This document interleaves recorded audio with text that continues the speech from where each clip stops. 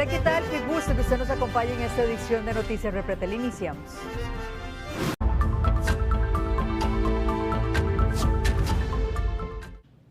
Un estudiante de Liberia mató a otro de una puñalada cuando se preparaban para ir al colegio. La policía logró detener al sospechoso y presentarlo a la fiscalía porque la mamá lo entregó. Ella expresó cómo lo hizo ante las cámaras de Noticias Repretel.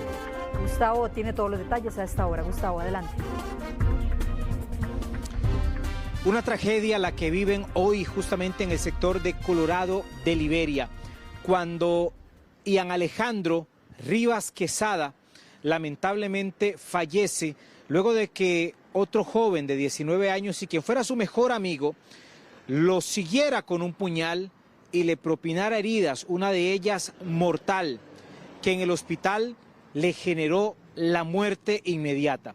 Una circunstancia que hoy, por supuesto, también a la localidad de Liberia ha teñido de un dolor bastante profundo, porque son cosas que nadie jamás se esperaría, ¿no?, de perseguir a quien en ese momento era su amigo. Ya habían tenido algunas diferencias días atrás y es en ese instante cuando lo agrede.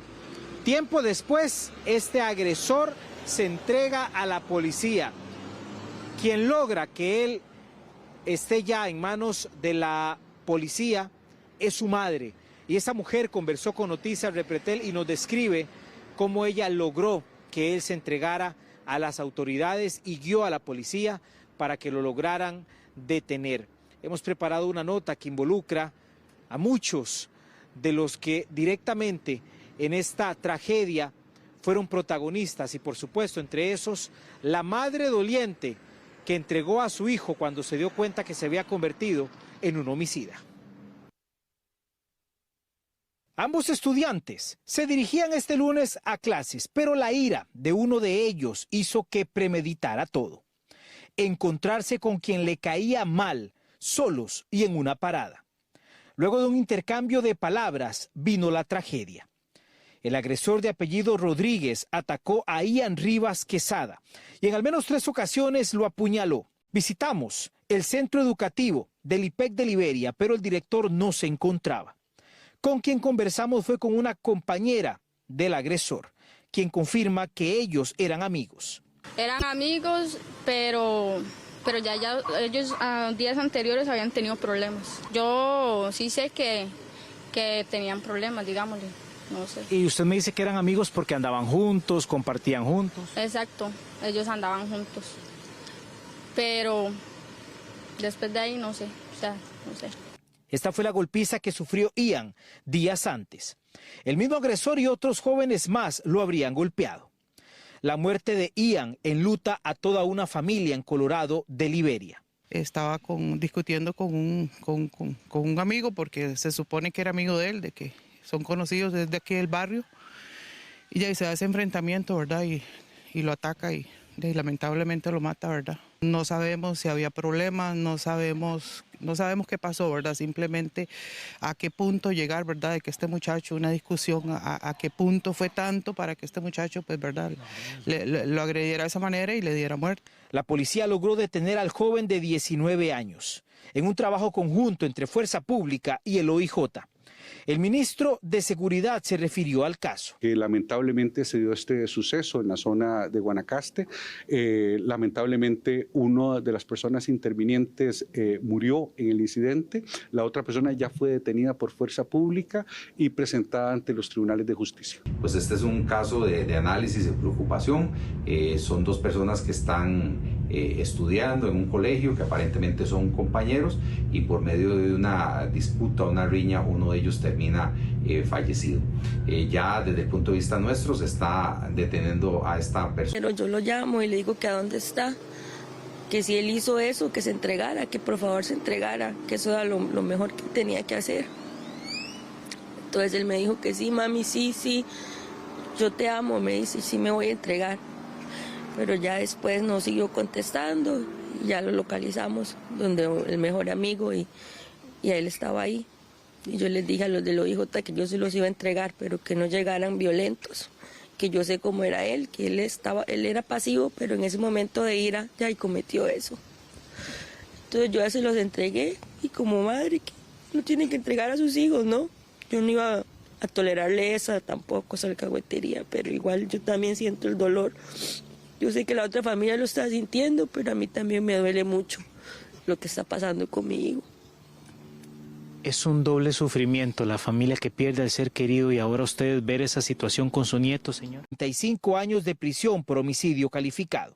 Aquí vemos que uno de ellos, repito, tiene un puñal en su mano, que es un arma mortal, la utiliza de una manera sobresegura para causarle la muerte a una persona que se ve que no quiere el conflicto, que evidencia el peligro actual, que evidencia el peligro eminente y lo que hace es tratar de evitarlo huyendo. Sin embargo, también se observa que esta persona que trata de huir de la agresión ilegítima per se cae. Guanacaste con este asesinato suma 8 crímenes en lo que llevamos del 2026. Será trasladado hasta Santa Cruz, en donde lo sepultarán. Por supuesto que Noticias Repretel desde primera hora le dará todo el seguimiento a este muy lamentable caso.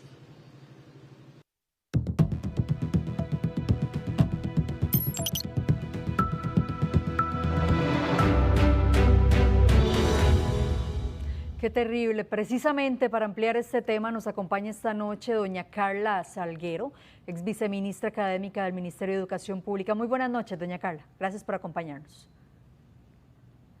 Buenas noches.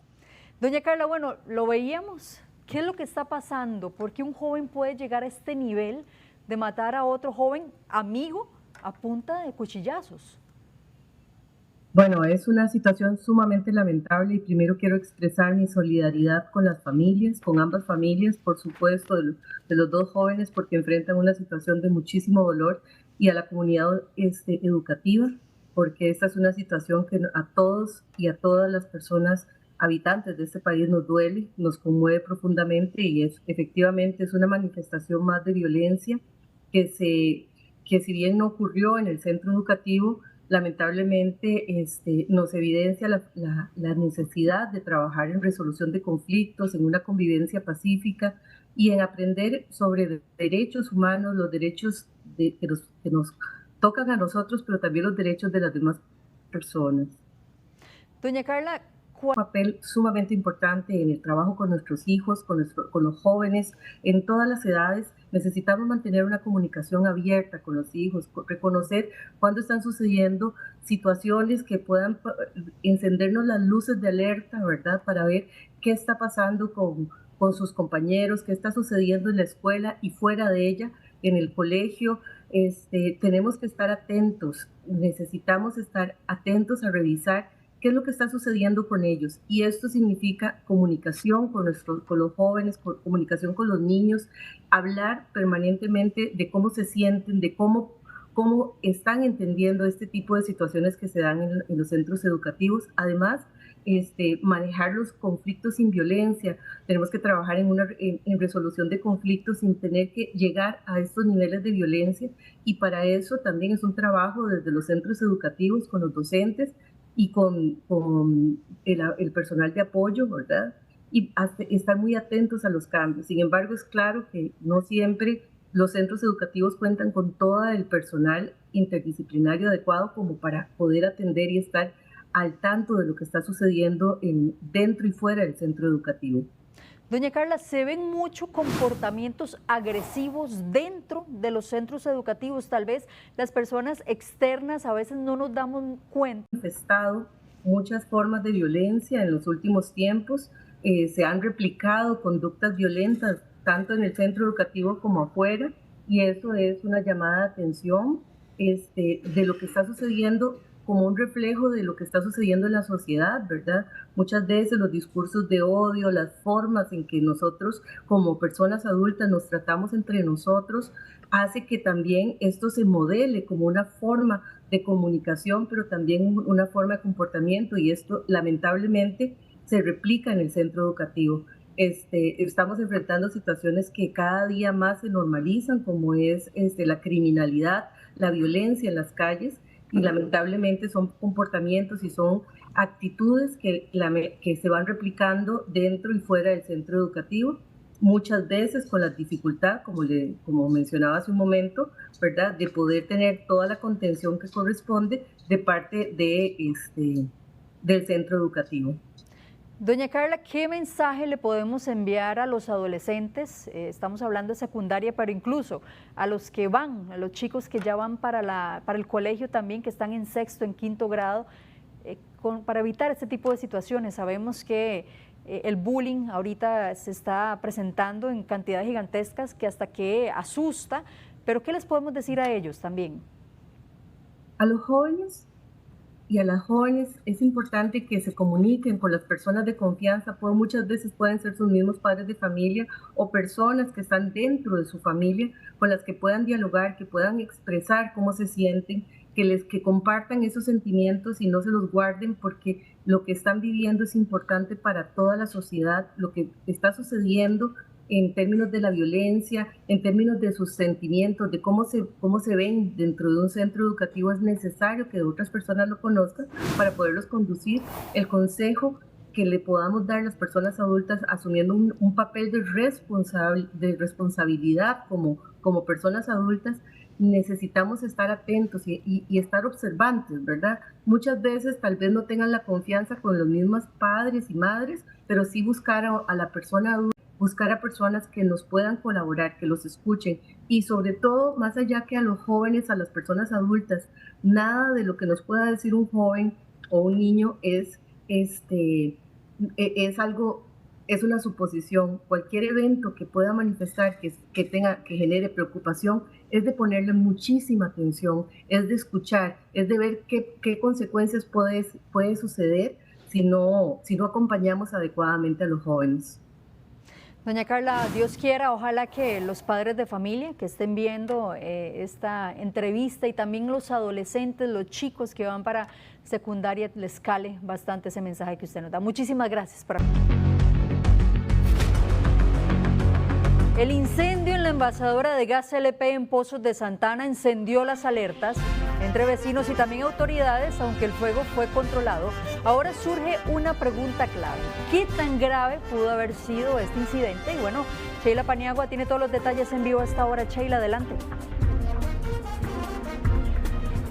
Laura, efectivamente, bueno, vimos que es un incendio de gran magnitud el que se registró el fin de semana anterior en esta envasadora de gas LP y el riesgo incluso que corrían tanto los funcionarios de bomberos quienes atendieron esta emergencia, pero también aquellas personas que viven en los alrededores de esta envasadora de gas LP. Incluso a estas personas las obligaron a evacuar a 1 kilómetro a la redonda. Tuvieron que irse bastante lejos de sus casas para ellos poder incluso controlar esta emergencia y en caso de que ocurriera una explosión aún mayor, pues que no se vieran afectados. Pero ya usted nos hacía incluso la pregunta: ¿y cuál es el alcance que podría tener si un camión de estos hubiese explotado? Bueno, acá tengo este dato porque esta cisterna en realidad tenía aproximadamente 42,000 galones de gas LP y si esto explota,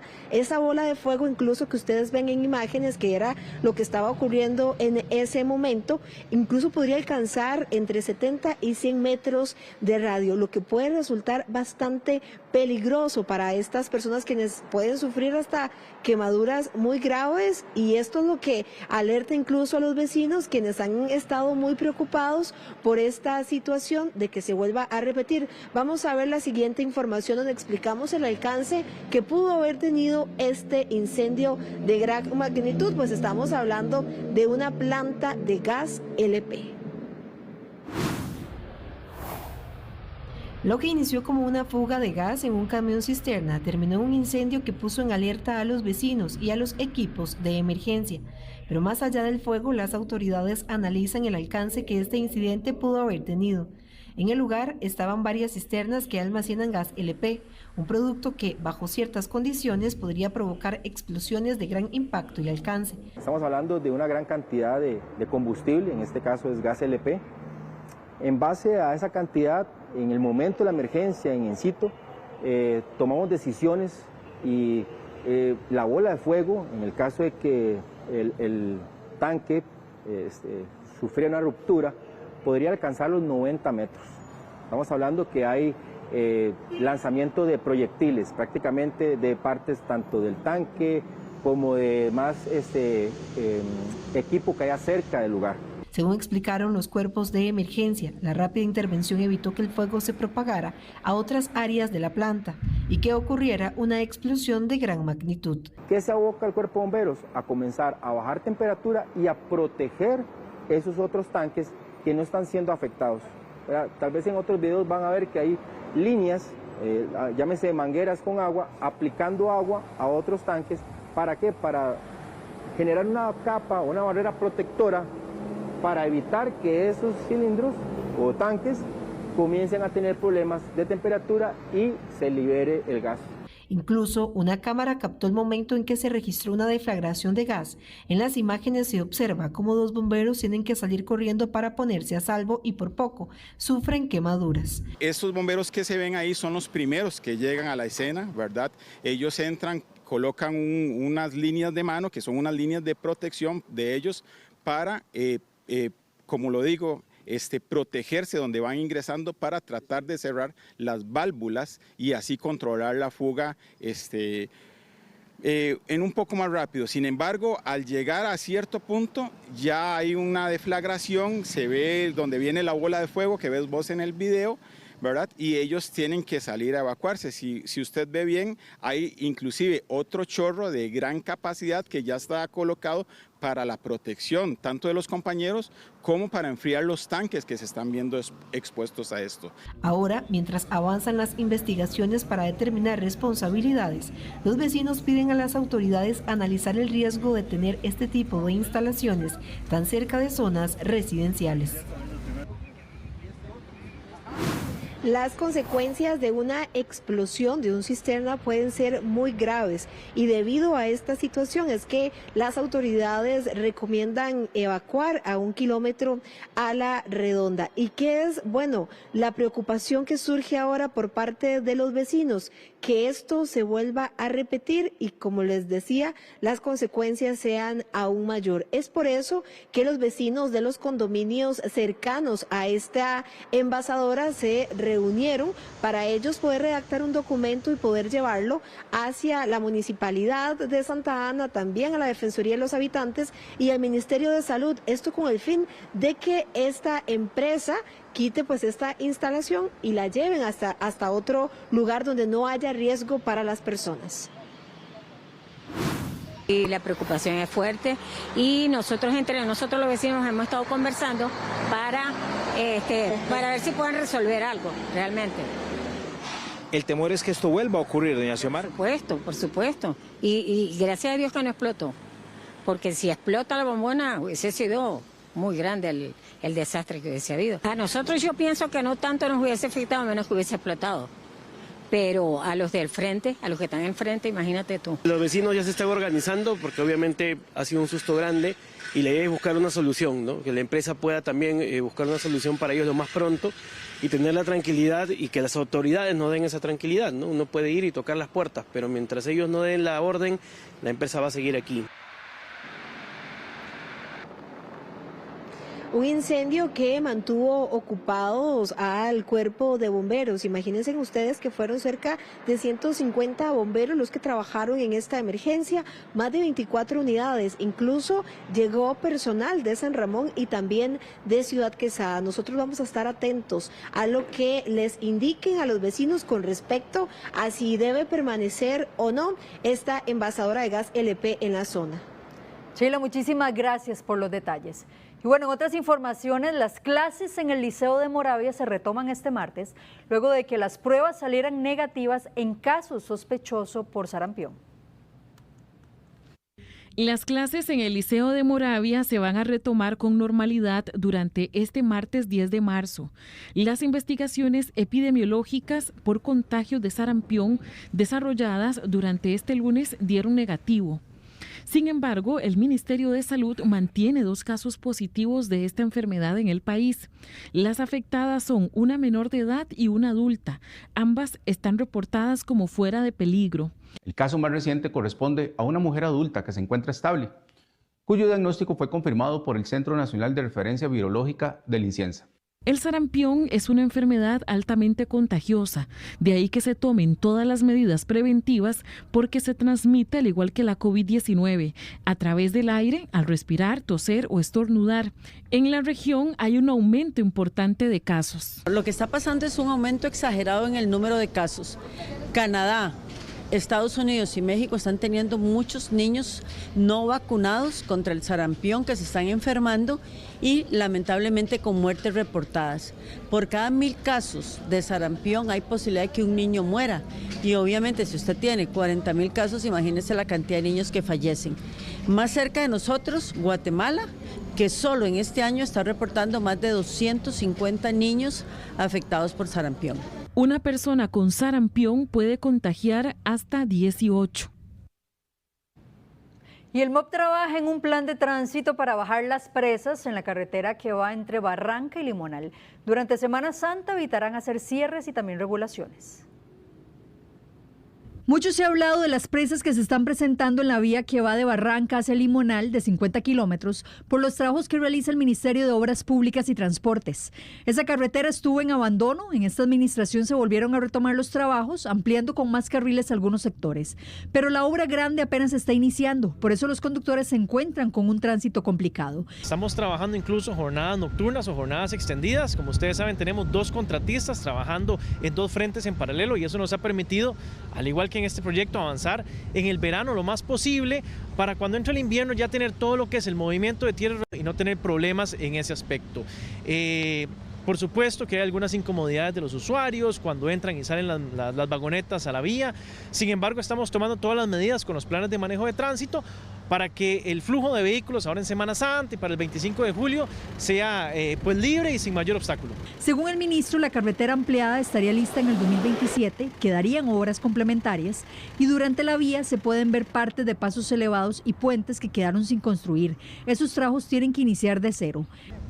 No solo la ampliación a 4 carriles, la construcción de una barrera divisoria de concreto para darle más seguridad a los usuarios, puentes, pasos a desnivel, pasos de fauna, paradas de buses, aceras, marginales, un proyecto completo. Entre Barranca y Liberia, que son 122 kilómetros, se dura alrededor de 2 horas. Con la vía lista, lo que se espera es que se tarde menos de 1 hora. Como parte de los trabajos para la instalación de un puente modular sobre la quebrada Tigre, esto en Poás de Alajuela, se realizarán cierres temporales en el puente existente durante un horario nocturno.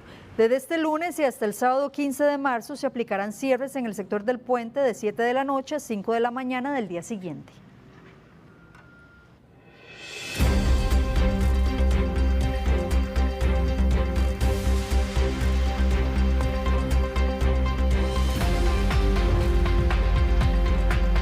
El Ministerio de Educación Pública busca retomar las pruebas de certificación al finalizar 9º año. La propuesta busca fortalecer la calidad educativa. Y Rachel Matamoros tiene todos los detalles a esta hora. Rachel, ¿qué tal? Adelante.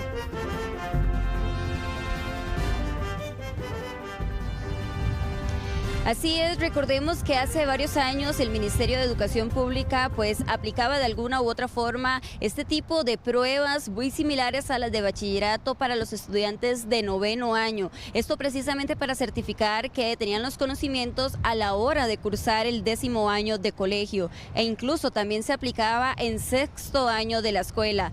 Y básicamente lo que se desea es retomar este tipo de prueba para la población que cursa el 9º año en el colegio y de esta forma también atender la crisis educativa donde muchos jóvenes no cuentan con los conocimientos necesarios. ¿Pero qué dicen las autoridades? Bueno, todo esto lo vemos en la siguiente información.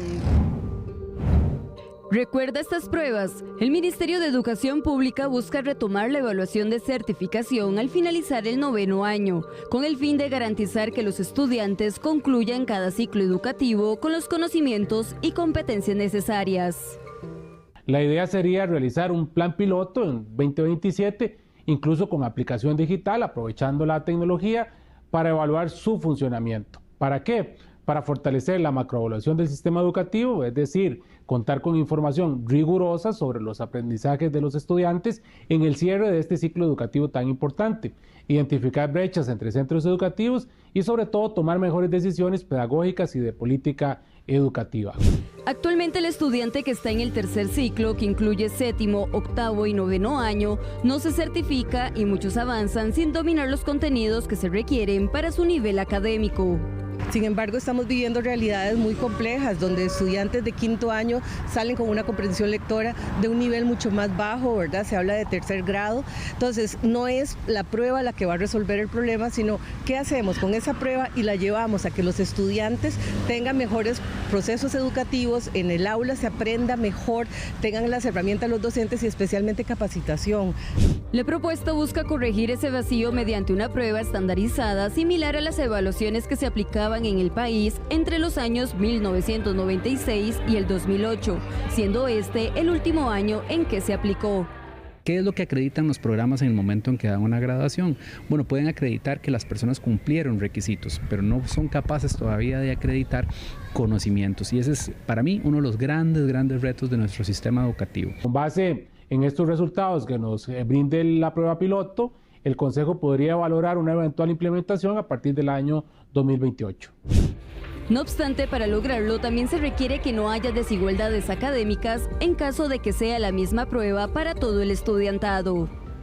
Hay centros educativos que no cuentan con todas las condiciones, con toda la malla curricular, y eso hace que los estudiantes, al aplicar una prueba estandarizada, que es la misma para todos, se vean esas desigualdades, esos vacíos cognitivos que no necesariamente garantizan que todos los estudiantes van a tener el mismo conocimiento, los mismos aprendizajes para enfrentar la vida, ¿verdad? Entonces, sí, es una prueba necesaria para diagnosticar, pero lo más importante es qué se hace con los resultados, cómo los llevamos a las aulas y cómo le podemos ofrecer verdaderas oportunidades a los estudiantes para enfrentar la vida. La eventual prueba formaría parte de una reforma más amplia, enfocadas en el pensamiento crítico, la resolución de problemas y la comprensión lectora. El plan aún se encuentra en fase de formulación y será discutido durante este año. Bueno, es algo importante a destacar y es que si se llega a aplicar un tipo de prueba como esta, los expertos aseguran que es importante que sean pruebas que puedan determinar las habilidades y los conocimientos y que de igual forma todavía se estaría hablando de un plan piloto para determinar cómo sería este tipo de prueba.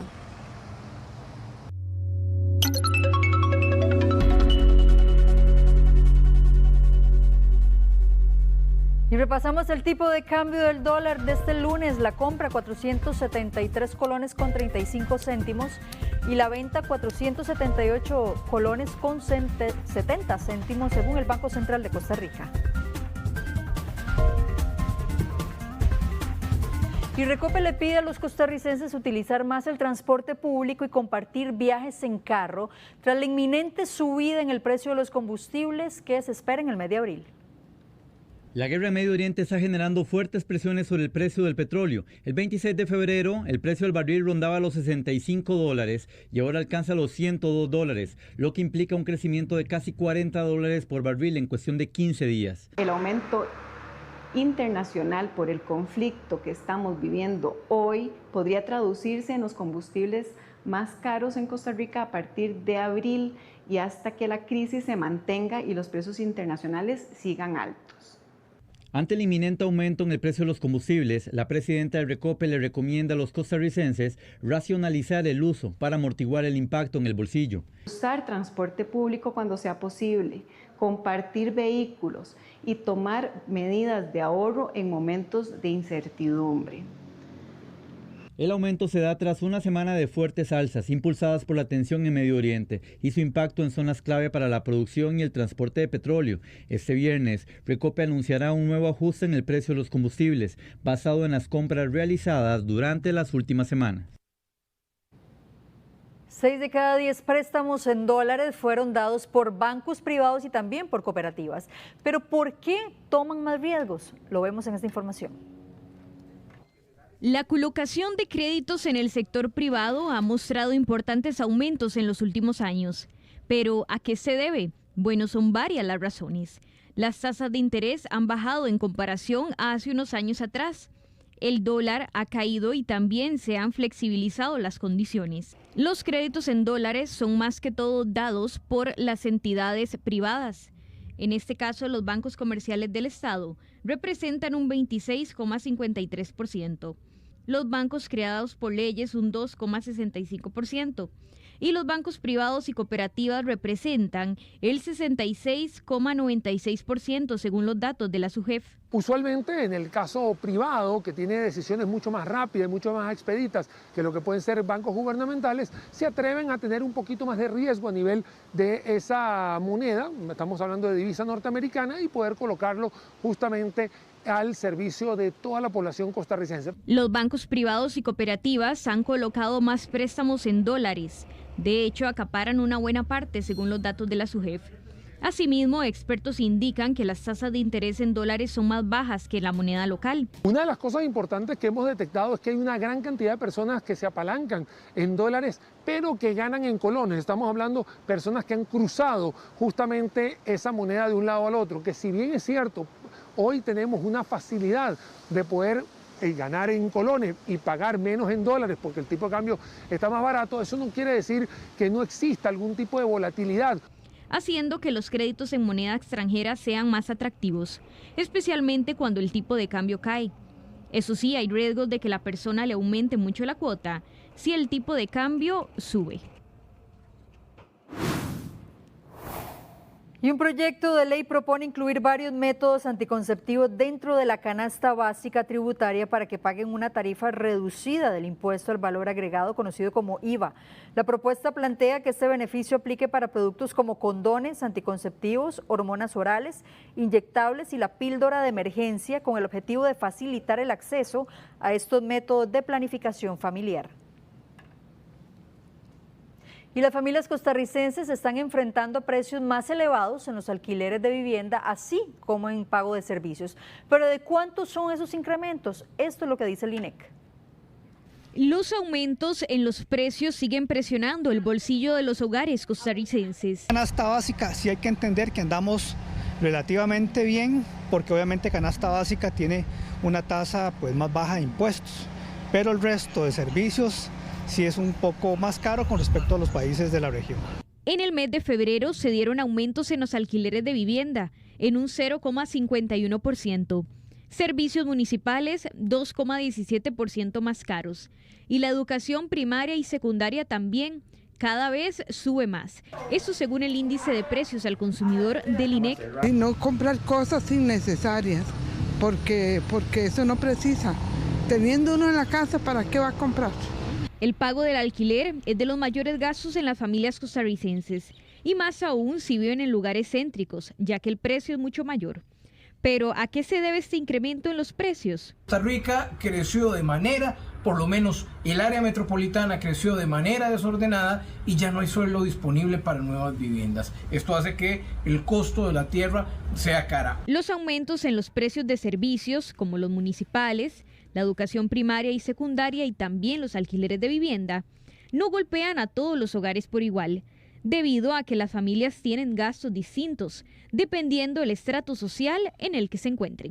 Y Procomer cuenta con 10.000 becas para formar a las personas en computación, inteligencia artificial y análisis de datos, pero le contamos aquí cómo participar. Estas becas abren una oportunidad para que más personas se formen en las áreas de mayor empleabilidad en el país.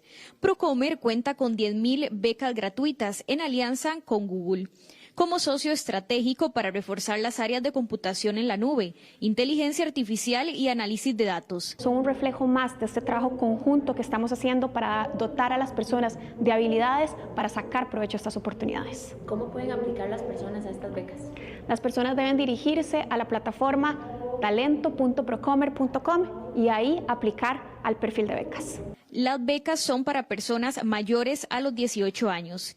Y deben tener conocimientos básicos en programación para acceder a estos programas. Estas becas forman parte del programa impulsado por el BIP 4 de 10 empresas en el mundo indican que en los próximos 10 años van a transferir líneas donde hay personas empleadas a procesos digitalizados o de automatización. La formación de nuestro talento para aprovechar las oportunidades de la automatización, pero también enfrentar estos retos, debemos hacerlo ahora y de la mano de aliados estratégicos. Las inscripciones ya están habilitadas y las personas pueden postularse en talento.procomer.com o escribiendo al correo talentohumano@procomer.com.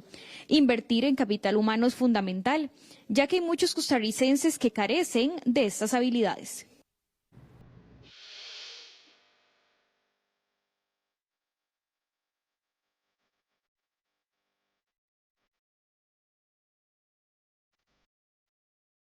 Y aumentan los casos de cáncer linfático en el país, una enfermedad que afecta en su mayoría a los hombres y a los adultos mayores.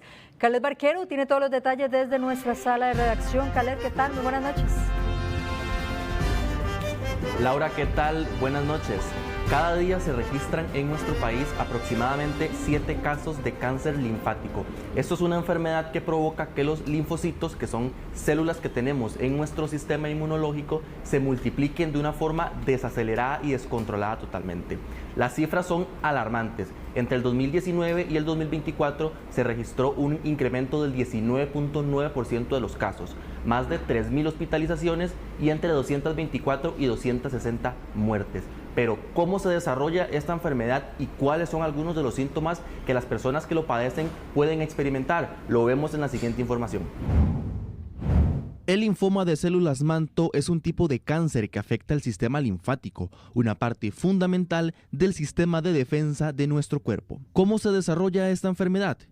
En nuestro cuerpo hay glóbulos blancos llamados linfocitos B que ayudan a combatir infecciones. En el linfoma de células del manto, algunos de estos linfocitos empiezan a crecer de una forma descontrolada y se convierten en células cancerosas. Específicamente el linfoma del manto, que es la patología que hoy estamos tratando, es uno de esos tipos de tumores que aparecen de la vía linfática, ¿verdad?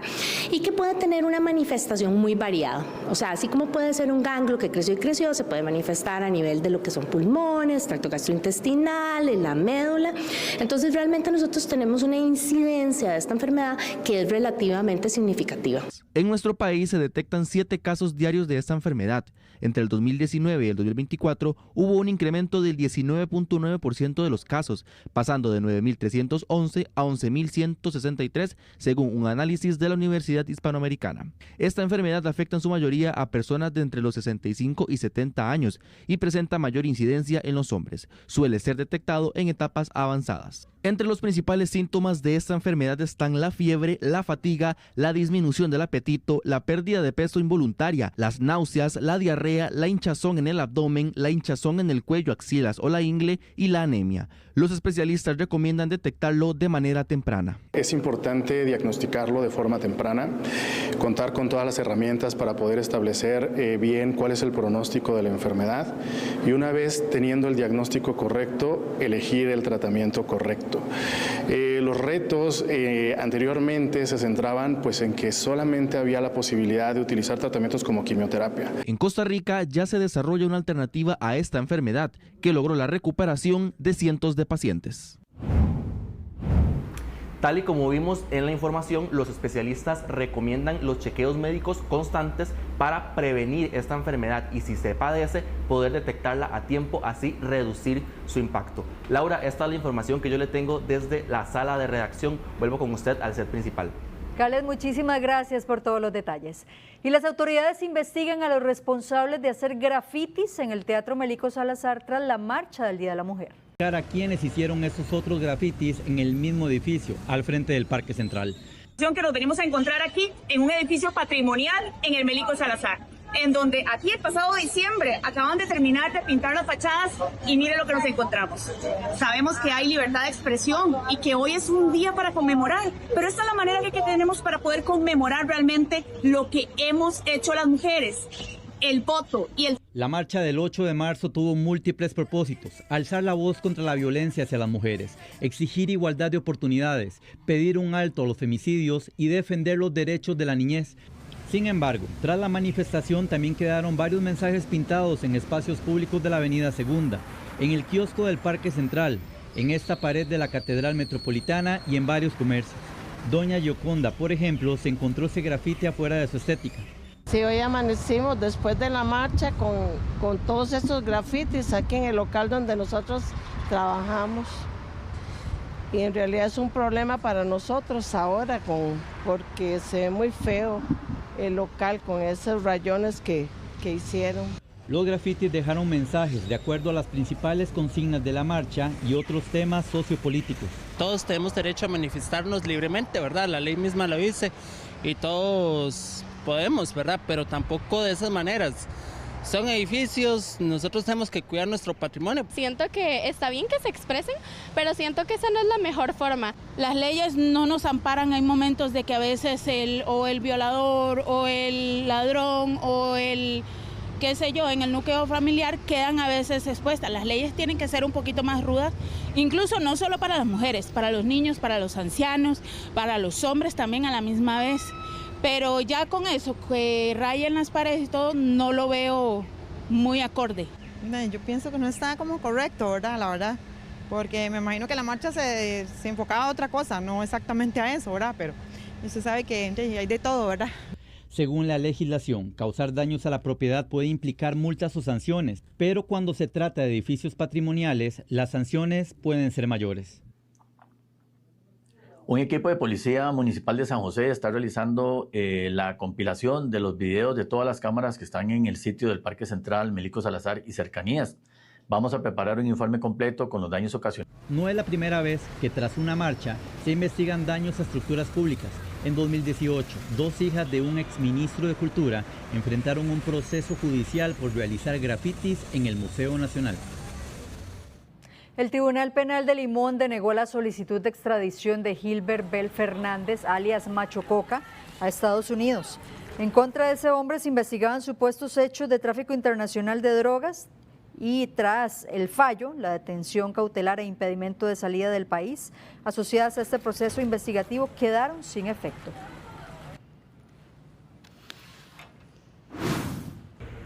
Esta resolución tiene apelación ante un tribunal de apelación de sentencia penal y empiezan a correr 3 días hábiles después de la notificación, y es aquí donde nosotros como defensa pues esperamos que el Ministerio Público haga las oposiciones que dentro de esta norma procesal se pueden hacer, y la vamos a analizar y por supuesto que las vamos a atacar porque siempre lo hemos dicho, don Gilbert Bell es inocente y siempre se han ido demostrando en cada caso en particular la inocencia a un perseguido.